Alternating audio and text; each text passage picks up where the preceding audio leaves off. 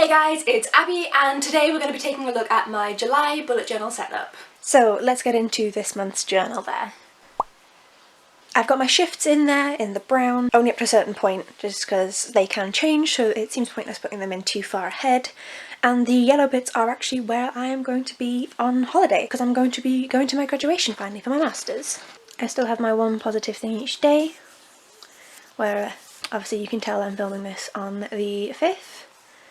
That's my holidays there, and that one is my graduation. So it's just going to be me and my partner that go. Then, as always, on the next page I have my spending tracker, which I haven't filled in anything with yet. The only things I've spent this month so far are for my contact lenses and my rent to my parents, so I'll just fill them in at some point.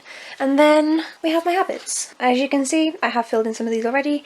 I track different pain measurements as well as just daily habits. And then finally we have the bit that you guys actually care about, my reading tracker. So I actually ended up forgetting to put 2 different books on here. The first one I rectified by popping in this jar because it is a book all about Pompeii. So that seemed to work. And it's my TBR jar pick. And then I also need to read a book with last in the title for the Buzzwordathon. But I'm going to be reading The Last Battle by C.S. Lewis. Yes, it's the last book in the Chronicles of Narnia. Yes, I'm aware I should probably reread the entire thing first, but I'm not going to. I know the story inside and out. My plan is down here to put horizontally the number of pages I read in the month.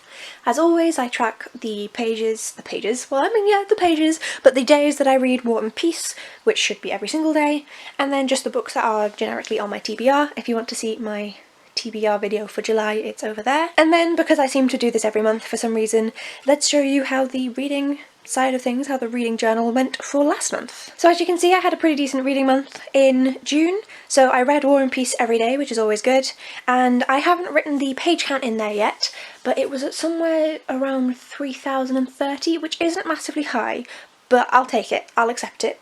I got through all of my TBR as well as one extra book that I added onto my TBR at the end of the month, which was The Other Black Girl. So yeah, if you want a full wrap up of my June reads, then of course you can go check that one out.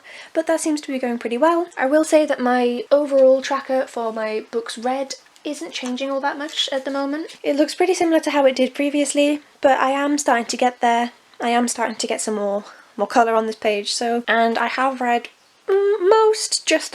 just about most of the books that are on my newly purchased section. So at least most of those are read. And that's it. That is my bullet journal for July. So these are always pretty short videos because I only actually have 3 spreads that I do track things on, and I do track a lot of other stats about my reading on my computer. So yes, let me know if you guys have a bullet journal and what you guys do for it, and let me know how often you forget to add books onto your TBR.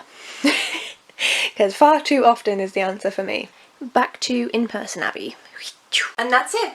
That's my bullet journal for this month, so nice, short and sweet as always. If you want to see more of how I keep track of my books and what I actually end up reading each month, then please do hit subscribe and the like button, and I will see you in my next video. Bye!